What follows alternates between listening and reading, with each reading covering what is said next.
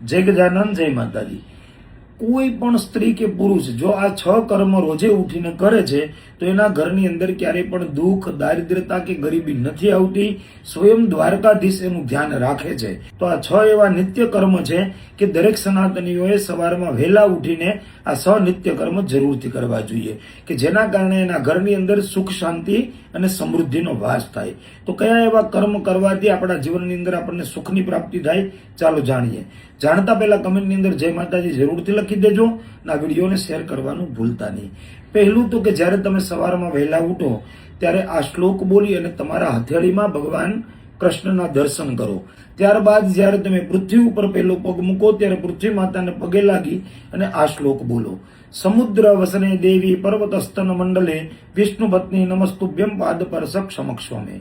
ત્યારબાદ સ્નાન ધ્યાન કરી પવિત્ર થયા બાદ તમારે તાંબાના કળશમાં જળ ભરી અને આ મંત્ર બોલી ભગવાન સૂર્યને અર્ઘ્ય આપવો જોઈએ।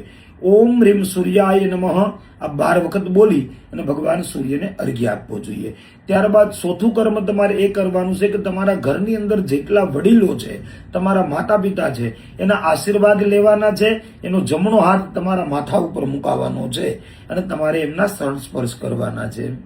ત્યારબાદ તમે ઘરની બહાર નીકળો ત્યારે તમારે ઘરેથી રોટલી બનાવેલી લેતી જવાની છે અને ગાય માતાને જરૂરથી ખવડાવવાની છે।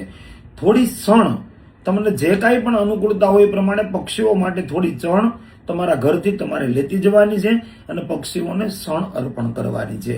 આટલું કર્મ તમે રોજે કરશો તો તમારા ઘરની અંદર ક્યારેય પણ દુઃખ નહીં આવે।